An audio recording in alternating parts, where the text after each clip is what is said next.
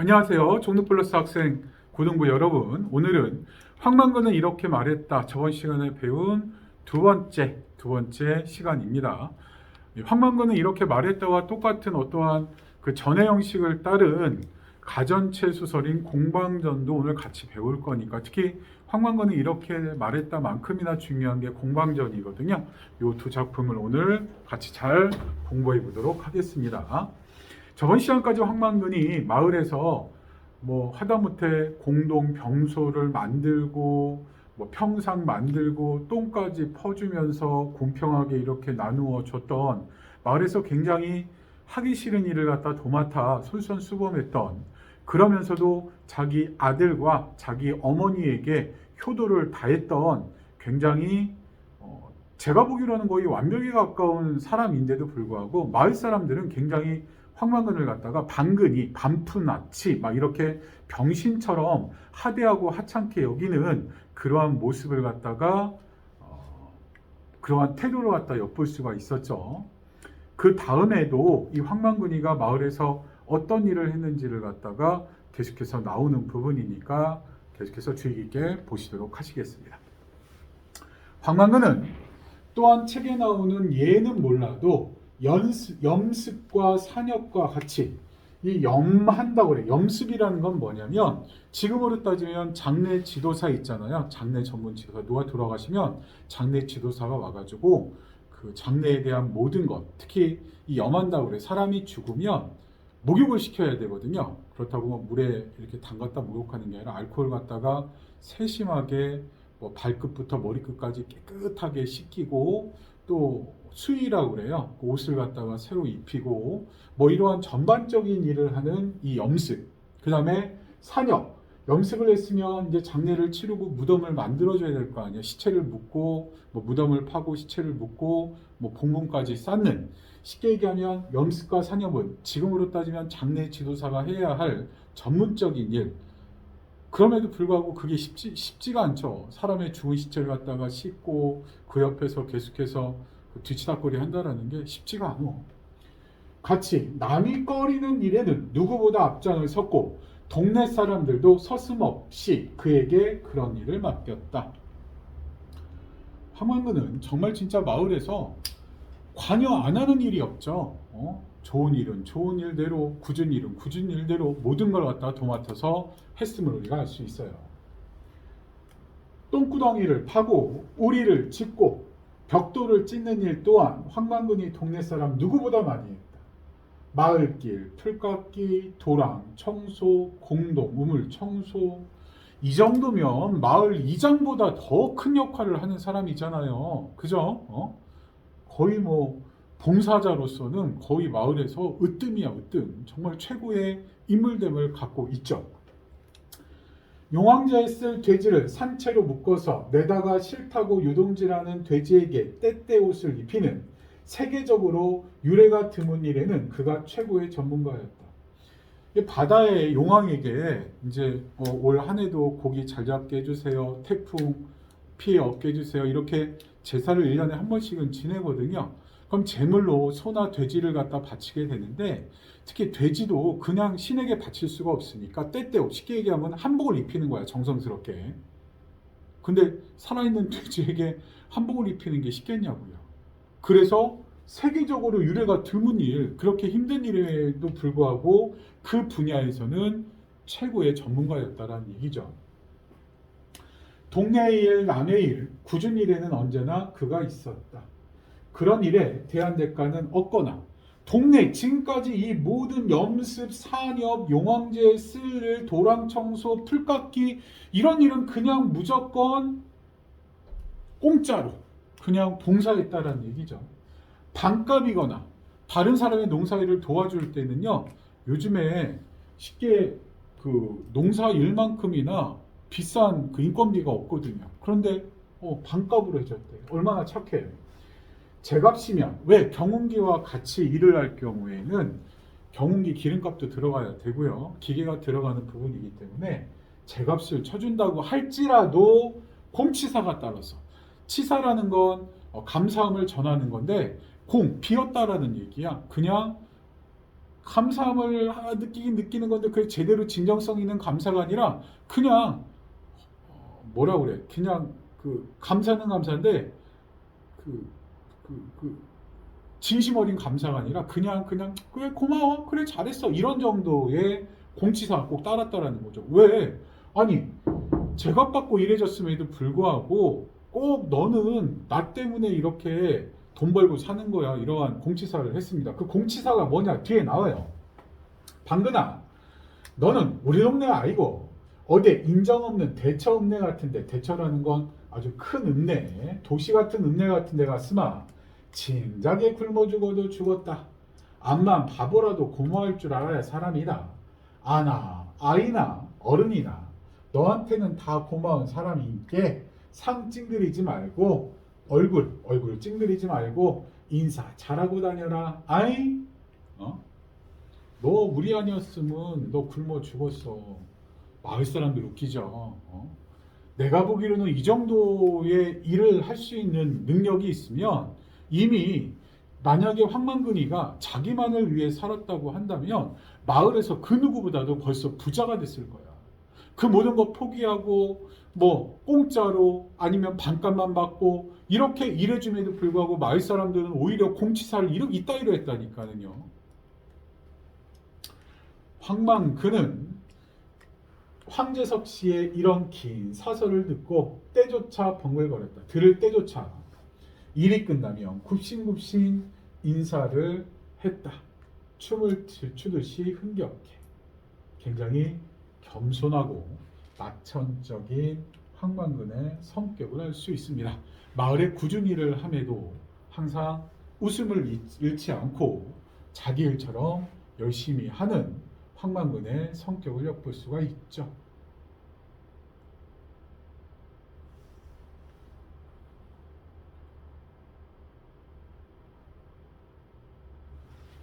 그의 집에는 그가 수십 년 동안 만져온 연장이 그가 아니면 이해할 수 없는 순서로 잘 정리되어 있었다. 그 연장들 역시 그의 집이나 어머니나 아들과 마찬가지로 그가 매일 돌보는 덕분에 윤기가 흘렀다. 굉장히 부지런하고 꼼꼼하죠. 내가 보기로는 바보가 절대 아니라는 얘기야. 그는 집에 있는 모든 것을 일목요연하게 잘 알고 있어서 대부분의 고장은 스스로 고쳤다. 특히 경운기는 초기에 나온 모델로 지금은 부품도 제대로 없는 고물 중에 고물이었지만 자주 망가지는 수레만 10번 넘게 갈았을 뿐 엔진이 달려있는 앞부분은 계속 고쳤었다. 그 경운기는 앞에 이제 경운기 엔진에 해당하는 운전석에 해당하는 게 있고 요 뒤에 고리로 연결시켜 가지고 물건을 실을 수 있는 수레 부분이 있거든요. 그러니까 요 수레는 망가지고 혹은 시간이 지나서 녹슬고 하면은 뭐 어떻게 그거는 뭐 녹슬어서 사라지는 거니까 소모품이니까 근데 바꿀 수밖에 없지만 10번이 넘게 갈았지만 이 앞에 경운기 엔진 가장 중요한 부분은 스스로 다 고쳐서 사용했다라는 얘기죠. 이런 사람이 방근입니까? 이런 사람이 바보입니까? 똑똑하다니까. 중략 부분 줄거리야. 그러던 어느 날 농가 부채 해결을 촉구하는 아까도 얘기했어. 저번 시간에 이제 농사만 지어도 계속해서 빚만 쌓일 수밖에 없는 그러한 구조를 갖고 있었죠. 촉구하는 농민 걸기대회에 열리자 마을 사람들은 도청까지 경운기를 타고 가서 농민들의 결의를 보여주고자 약속하였다. 황만근은 걸기대회 전날 밤에 민씨와 술을 마시며 욕심 없이 정직하게 농사를 짓겠다는 소신을 드러내고는 소신이라는 건 자기만이 가진 변하지 않는 신념, 굳은 신념을 얘기해. 다음날 홀로 경운기를 타고 걸기대회가 열리는 도청으로 출발한 뒤로 소식이 끊겨버렸다.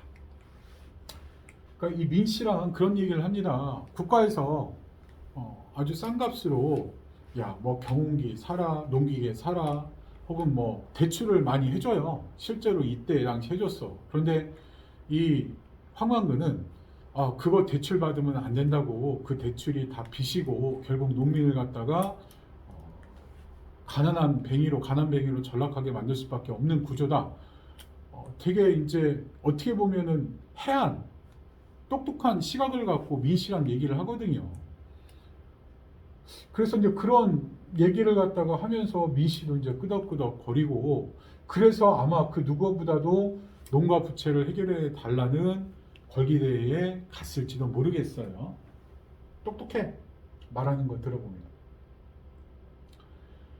일주일 뒤에 황만근은 돌아왔다. 근데 어떻게 돌아왔냐? 그의 아들이 그를 안고 돌아왔다. 한 항아리밖에 안 되는 그의 뼈를 안고 돌아왔다. 이제 화장을 하고, 참 나도 이제 그 할아버지 할머니 우리 장인어른을 보냈지만은 그렇게 우람하고 컸던 몸이 진짜 화장을 하면은요 한 줌의 죄 한 요 정도와 항아리에 담겨 나오는데, 참 인생이란 무상하구나, 사는 게 별거 없구나 라는 생각이 들더라고요. 경운기도 돌아왔다. 수레는 떼어내고 머리 부분만 트럭에 실려 돌아왔다. 황만근 아니면 그 누구도 작동시킬 수 없는 그 머리가 바보처럼 주인을 태우지 않고 돌아왔다. 일주일 만에 시체로 돌아온 거죠. 황만근, 황선생. 여기서는 황만근을 높여서 황선생이라고 부릅니다. 이건 어리석게 태어났는지는 모르지만 해가 가며 차츰 신령스럽고 기묘한 지혜가 돌아왔다. 이거는 아까 미씨가 황만근의 묘비에 썼던 묘비의 황만근에 대한 평가입니다. 하늘이 착한 사람을 따뜻이 덮어주고 땅이 은혜롭게 부리를 대어 알껍질을 까주었다. 그리하여 후년에는 그 누구보다 지혜로웠다. 그러니까 민씨만이 황만근을 갖다가 똑똑하고 지혜롭고 착한 사람이라고 평가하는 거죠. 마을 사람들은 바보, 병신이라고 평가하는데, 그는 누구에게도 해를 끼치지 않았듯 그 지혜로 어떤 수고로운 가르침도 함부로 남기지 않았다. 스스로 땅의 자손을 자처하여 늘 부지런하고 근면하였다. 사람들이 빛만 남는 농사에 공연히 뼈를 상한다고 하였으나 개의치 아니하였다. 사람 사이에 어려움이 있으면 언제나 함께하였고, 공예는 잘된 일에는 자신보다 남을 내세워 뒷사람을 놀라게 했다. 이타적이라는 건 이기적의 반대말이잖아요. 자기 자신만을 생각하는 게 아니라 남을 먼저 생각했다라는 얘기죠. 여기 보니까 황만근은 평소 마을의 굳은 일을 도맡아 함으로써, 여기까지는 맞죠. 마을 사람들에게 신뢰를 받았다. 신뢰를 받은 게 아니라 오히려 손가락질을 받았죠. 바보라고. 너 우리 때문에 먹고 산다고. 하늘이 내린 효자로서 평생 어머니 봉양을 극진히 했다. 아들에게는 따뜻하고 이해심 많은 아버지였고, 훈육을 할 때는 알아듣기 쉽게 하여 마음으로 감복시켰다.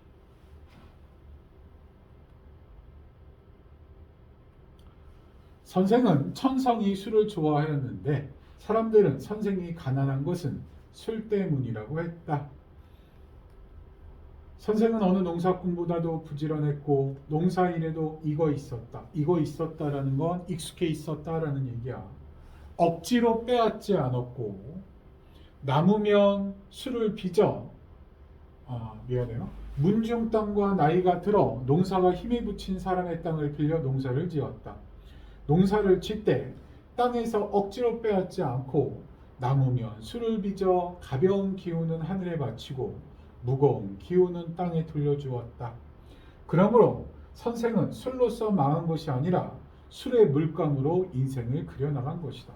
되게 멋있는 표현입니다. 선생이 마시는 막걸리는 밥이면서 사직의 신에게 바치는 헌주였다. 사직이라는 건 쉽게 얘기하면 그 가문의 어떻게 보면 뿌리와 같은 가문 대대로의 그 뿌리에 해당되는 거죠. 그거에 바치는 헌주, 드리는 술이었다. 바치는 술이었다. 힘의 근원이고 낙천의 뼈였다. 술을 좋아했던 황만근의 성격을 미와 아름답게 표현했다라는 얘기 있죠. 마을 사람들은 황만근이 술 좋아하는 거에 대해서 별로 좋아하지 않았거든요. 전일에 선생은 경운기를 끌고 면소재지로 갔지만 경운기를 타고 온 사람이 없어 같이 갈 사람을 만나지 못했다. 선생은 다시 경운기를 끌고 백리길을 달려 약속 장소인 군청까지 갔다. 가는 동안 선생은 여러 번 차에 부딪힐 뻔했다. 앞에서 다 했던 내용이야. 마른 봄바람에 섞인 먼지가 눈을 괴롭혔다. 날은 흐렸고 추웠다. 이윽고 비가 내리기 시작했다. 경운기에는 비를 피할 만한 덮개가 없어서 선생은 뼛속까지 젖어드는 추위에 몸을 떨었다. 선생이 군청 앞까지 갔을 때에는 이미 대회는 끝나고 아무도 없었다. 경운기를 타고 가면서, 경운기는 쉽게 얘기하면 오픈카거든요. 경운기를 뭐 본 사람들도 있겠지만은 그냥 비까지 내려. 그러니까 얼마나 추웠겠어. 그 경운기를 타고 가면서 비 쫄딱 맞으면서 그 먼 길을 갔다가 경운기를 끌고 갔으니까요. 몸을 녹인 선생은 날이 어두워오는 줄도 모르고 경운기에 올라 집으로 향했다. 그 앞에 어머니에게 가져다 줄 생선을 사고. 앞에서도 나왔잖아요. 꼭 이 어머니랑 아들이 입맛이 까다로웠어. 그래서 매일 고기를 갖다가 준비를 했죠. 이날도 이 추운 날씨 속에서도 어머니 때문에 생선을 사고 집으로 돌아왔다라는 얘기야. 몸을 녹인 선생은 날이 어두워 오는 줄도 모르고 경운기에 올라 집으로 향했다. 경운기에는 빠르게 달리는 차량의 주위를 끌만한 표지가 없어서 선생은 몇 번이나 사고를 당할 뻔했다.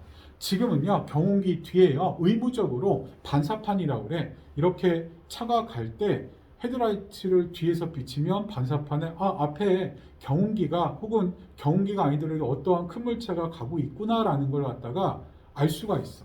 그런데 이때 당시만 해도 이런 법적인 근거도 없었고요. 그냥 쉽게 얘기하면은 그냥 차가 검은 데 있잖아. 아무것도 모르고 가다가 뒤에서 박을 수도 있고 앞에서 박을 수도 있고.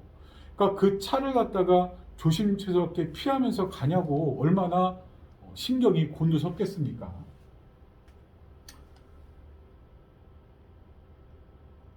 멈추었다가 다시 출발하는 바람에 시간은 점점 늦어졌다. 그러니까 뭐 전속력으로 가도 꽤 오랜 시간을 달려야 되는데 이렇게 신경 쓰면서까지 달리다 말다 하니까는 한밤중이 된 거죠. 어두워지면서 경운기는 길 옆에 눈으로 떨어졌고 수레는 부서졌다. 옛날에는요, 경운기 사고가 굉장히 많았다고 그랬어요. 경운기 사고로 돌아가신 분도 굉장히 많았고, 결국 그 밤에 어둡기 때문에 차를 피하다가 내가 보기로는 그 옆으로 전복이 됐던 것 같아. 결국 선생은 그 밤 안으로 집에 돌아갈 수 없다는 걸 알았다. 선생은 경운기에 실려있는 땅에 젖에 취하여 경운기 옆에 앉아 경운기를 지켰다. 그러나 경운기는 선생을 지켜주지 못했다. 결국에는 봉사했다라는 거죠. 비까지 맞고 그 한밤중에 경운기 옆에 있다가 결국 얼어 죽게 되었다라는 얘기야. 추위와 졸음으로부터 선생을 지켜주지 못했다. 선생이 좀 더 살았더라면 난세의 혹염에 그늘의 덕을 널리 베푸는 큰 나무가 되었을 것이다. 난세, 어지러운 세상의 혹염, 뜨거운 태양빛의 그늘을 갖다 만들어줄 수 있는 나무 역할을 할 수 있었을 것이다 라는 얘기야. 어느 누구도 알아주지 아니하고 감탄하지 않는 삶이었지만 선생은 깊고 그윽한 경지를 이루었다. 보라, 남의 비웃음을 받으며 살면서도 비루하지 않았고 초라하거나 스스로를 갖다가 부끄럽게 하지 아니하고 홀로 할 바를 이루어 초지를 일관하니, 초지, 처음에 가진 뜻을 끝까지 밀고 나가니 이 어찌 하늘이 낸 사람이 아니라 할 수 있겠는가? 이 어찌 하늘이 내고 땅을 일으켜 세운 사람이 아니랴. 황만근에 대한 미시의 평가. 당기 4030년 1997년 5월 20날 여기도 얘기했지만은 고전 산문인 전해 방식을 활용하였다. 이따도 우리 공방전을 배우겠지만 여기서는 그 황만근의 행적, 황만근이 마을에서 어떠한 행동을 했는지에 대한 부분과 이 뒤에 묘비명의 이 민씨의 황만근에 대한 인물에 대한 평가가 들어있는 전해 형식을 활용했다. 맞는 선지자. 그죠? 본디 묘비에나 쓰일 것이지만 천지를 대영혼의 집으로 삼은 선생님인지라 아무도 쓸모도 없는 이 글을 세터말로 기농하였다가 이룬 것 없이 다시 도시로 흘러가며 남해인이 엎드려 쓰다. 남해인 민숭정이 민씨가 엎드려서 썼다라는 얘기입니다. 황만근의 평가로 글이 소설이 마무리가 되죠. 결국 저번 시간에 우리가 작품의 개관을 정리를 했지만 황만근은요 마을 사람들의 어떠한 이기적인 모습 속에서도 자신의 어떠한 선량한 뜻, 부지런하고 성실하고 겸손한 모습을 잃지 않고 끝까지 살아가다가 경운기 불의로 사고로 죽은 그러한 안타까운 사연을 담고 있는 소설이었습니다. 이거와 비슷한 공방전을 들어갈게요. 공방전 들어가기 전에 공방전에 대한 정리를 한번 하고 들어가는 게 좋을 것 같아요. 왜? 중요한 소설이기 때문에 그렇습니다. 공방이라는 게 뭐냐? 공이 말 그대로 공이야. 둥그렇다.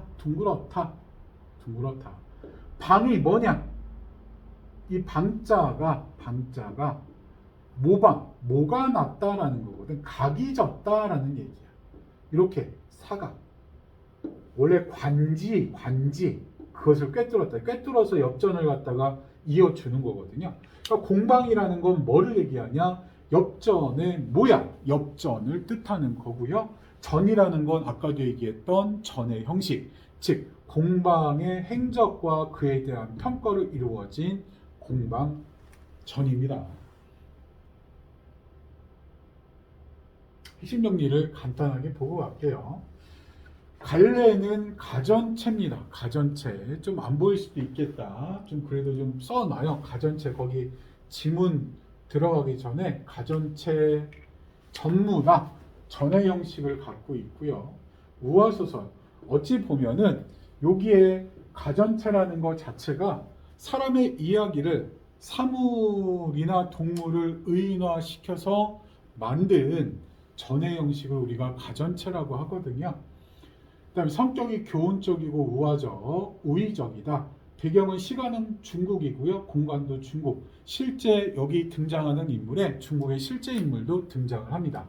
그렇지만은 다 그냥 소설과 같은 어떠한 만들어낸 이야기라고 봐주시면 돼요.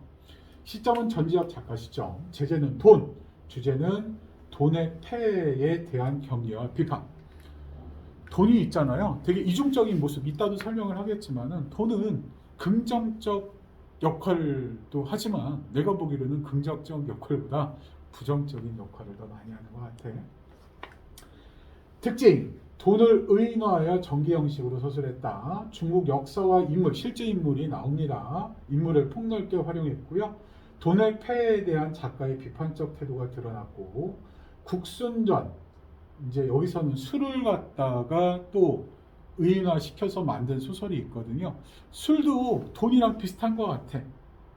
이중적인 측면이 있거든요. 적당히 마시면 사람들과의 관계도 좋아지고 건강에도 좋고 어떻게 보면은 기분을 좋게 만드는데 너무 술 먹으면 사람이 개가 되잖아요. 그죠? 국순전과 함께 문헌상 최초의 가전체 작품이다. 좀 중요한 것들은 좀 써 놓으시는 게 좋을 것 같아요.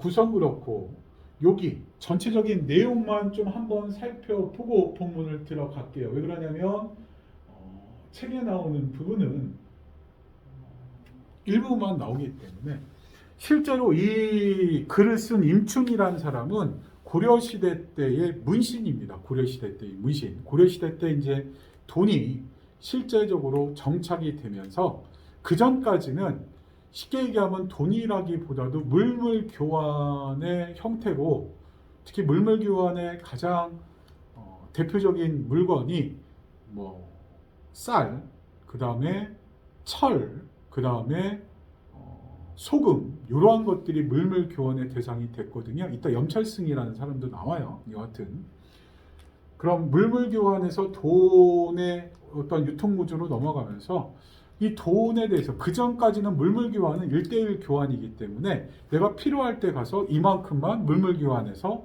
갖고 오면 되었거든요. 그런데 돈이라는 건 물물 교환의 개념도 있지만 부의 축적의 수단으로 쓰기 때문에 사람이 자꾸 욕심을 내게 돼. 필요 이상의 돈을 갖기를 원하고.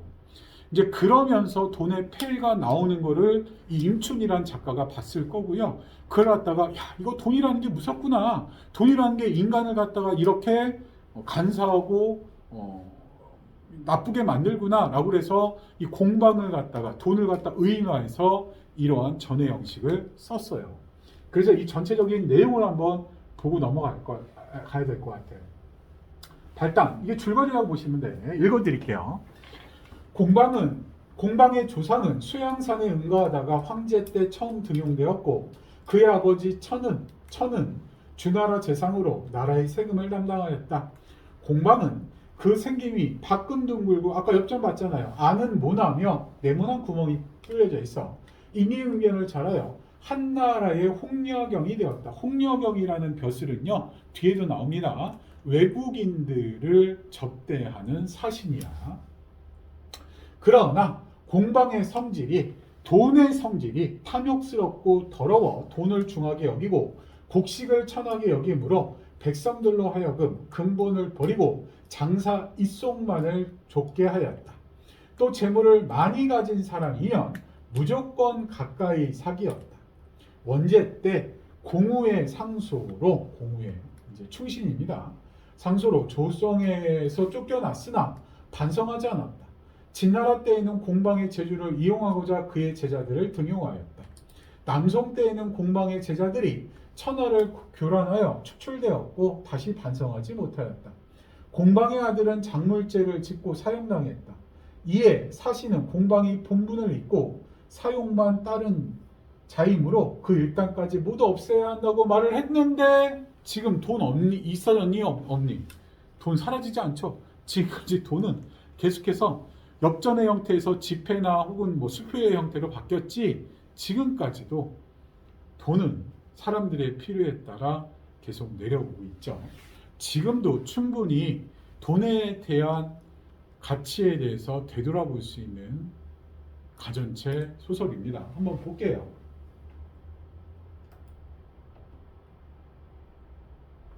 공방전혀 보겠습니다. 공방의 사람 대원, 아까 공방에 대해서 얘기했어요. 겉은 둥그렇고 가운데는 네모나며 여기에 보니까 표리부동이라는 게 뭐냐면 겉표자, 겉은 겉과 속리자거든요. 겉과 속이 부동, 같은 동자거든. 같지가 아니야. 다 겉과 속이 다르다라는 얘기야. 겉은 굉장히 착한 척하면서 속은 되게 더럽고 어떻게 보면 음란하고 뭐 이런 사람들이 있잖아. 표리부동한 사람이 있어요. 특히 나 같은 사람이 좀 표리부동한데 겉으로는 되게 착한 척하는데 속은 그렇게 착하지는 않은 것 같아. 여하튼 이 공방의 성격이 겉은 둥그레 보이는데 속은 네모나다. 그래서 돈에는 긍정적 기능도 있고 부정적 기능이 있다는 걸 상징적으로 보여주는 것 같아요. 세상의 변화에 잘 대응하였다. 아까 보니까 임기응변에 잘 대처했다. 임기응변에 뛰어났다. 이렇게 한자성어로 나타냈죠. 임기응변에 뛰어나. 그때 잘 대처했다는 얘기야. 공방은 한나라에서 벼슬하여 홍려경이 되었다. 아까도 얘기했습니다. 홍려경은 외국인을 접대하는 사신이었지. 그러니까 여기에는 지금 공방이라는 건 엽전을 의인화해서 하는 건데 추론해 보건데 처음에 돈은 좀 외국과 좀 물물 교환할 때 사용되지 않았나. 뭐 외국과 이 교류를 하려면요 무언가 물물 교환의 수단이 있어야 되는데 그 대표적인 게 옛날에는 은으로 만든 돈은 알지만 은으로 만든 은덩이인데 중국에서는 그렇게 은을 좋아했다고 합니다. 그래서 은이 많이 통용되었고 실제로 외국에 어떻게 보면은 그 무역하는 데 있어 공방이 역할을 하지 않았나라고 추론을 해볼 수가 있어. 당시에 오나라 임금인 비가 부인이 교만하고 참남하여 되게 참남하다라는 건 보기 힘들 정도로 못됐다. 참남하여 권력을 마음대로 행사했는데 공방이 비를 도와 그 부인을 도와 이익을 취했다. 호재 때, 이거는 임금 이름이야. 호재 때에 나라가 텅비고 창고가 텅비게 되었는데 호재가 이를 걱정하여 공방을 부민후로 임명했다. 부자가 부, 리치, 부자, 민, 백성민자, 백성을 부유하게 만드는 관리라는 뜻이야. 부민후로 임명했다. 그 물이 염철승 금과 함께, 염이라고 하는 건 소금을 얘기하고요. 철이라는 건 쇠를 얘기해요. 이때 당시에 물물교환의 대표적인 게 뭐요? 철과 소금이었다라는 얘기죠. 염철승 금과 함께 조정에 있었는데 근이 항상 공방을 가형이라고 부르고 이름을 부르지 않았다. 보통은 이제 편하면 이름을 부르잖아요. 뭐 희웅아, 뭐 효원아 이렇게 이름을 부르는데 이름을 안 부르고 형이라고 불렀어. 집안의 형, 가형. 가형이라는 건 완전 대빵이라고 하거든요. 왜 공방을 갖다가 가형이라고 불렀냐? 소금과 철이 아무리 귀하다고 하더라도 뭐다? 돈보라는 아래였다. 그래서 경제행위에 있어서 돈의 중심적 위치를 드러내는 부분이 그는 누군데? 염철승이죠. 쉽게 얘기해 염철승은 소금과 철을 관리하던 관직 이름이거든요. 가형이라고 불렀다라고 하는 것 자체가 돈의 중심적 위치를 드러냈다. 공방은 성질이 탐욕스럽고 염치가 없었는데 사람들이 있잖아요. 돈이면 별의별 짓 다 하잖아. 돈 때문에 사람 죽이잖아요. 사람으로서 하지 말아야 할 최고의 악, 살인. 결국 대부분의 이 살인은 뭐 때문에 일어나? 돈 때문에 일어나. 돈 때문에. 성질이 탐욕스럽고 염치가 없었는데 국가의 재산을 총괄하면서 자모라는 건 쉽게 얘기하면 원금, 자자는 원금. 돈을 누구에게 꿔줬어? 미안해요. 모가 원금, 자는 이자. 돈을 꿔줬으면 그거에 대한 이자를 내야 될 거 아니에요. 그래서 원금과 이자, 경중. 그러니까 원금 이자도 꼼꼼하게 따졌다라는 얘기야. 중하고 덜 중요함을 저울질하는 것을 좋아했다. 그러니까 이 돈의 이 원금과 이자를 갖다가 굉장히 꼼꼼하게 계산을 했다라는 거죠. 공방은 국가를 이롭게 하는 것에는 도자기와 철을 주조하는 것만 있는 것이 아니라면서 도자기를 빚고 철로 무언가를 만들고요. 있는 것만 아니라면서 백성들과 함께 조그마한 이익을 다투고 물가를 올리고 내리고 곡식을 천대하고 화폐를 귀중하게 여겼다. 돈 갖다 장난질을 하는 거거든요. 돈을 왜 국가에서도 돈을 갖다 무제한으로 푸는 게 아니야. 1년에 돈을 갖다 쓸 경제 규모가 있거든요. 근데 웃긴 게 돈을 많이 풀어. 국가에서 많이 찍어내. 그럼 돈의 가치가 떨어지게 되거든요. 돈을 갖다 조금만 찍어내. 그러면 돈의 가치가 확 올라가거든요. 그거 갖다가 곡식을 갖다가 돈지랄해갖고 돈 장난해갖고 10,000원짜리 쌀을 갖다가 1,000원짜리로 만들 수도 있는 거야. 그러니까 돈의 역할을 통해서 다른 특히 농업을 갖다가 하찮게 여기게끔 만들었다라는 얘기죠. 원래 있잖아요. 농자지 농자 천하지 대본이라고 했거든요. 농사를 짓는 것이 천하의 가장 근본이다. 가장 큰 근본이다라고 했고 우리나라는 옛부터 지금까지 농사를 갖다가 우리 경제의 근본으로 삼았는데 이제는 그거 농사 짓는 것보다 뭐가 좋아? 돈 버는 게 더 좋은 거야. 그래서 그리하여 백성들의 근본을 버리고 농업을 버리고 끝을 쫓도록 상업을 쫓도록 하고 농사 짓는 것을 방해했다. 농사보다 장사에 매달리게 했다. 아니 농사를 지어야 곡식을 갖다가 만들어내고 백성들이 배부르게 먹을 거 아닌게 다 장사만 하면 농사는 누가 지어? 저는 누가 키워? 뭐 이러한 그 코미디언의 코미디도 있지만 분명히 가장 중요한 건 이때 당시로는요. 물론 무역도 좋아, 상업도 좋아. 그런데 가장 근본적인 농사가 되지 아니하면 쌀과 보리 이런 것들을 생산하지 아니하면 백성은 굶을 수밖에 없습니다. 굶을 수밖에 없어요. 그 다음 볼게요.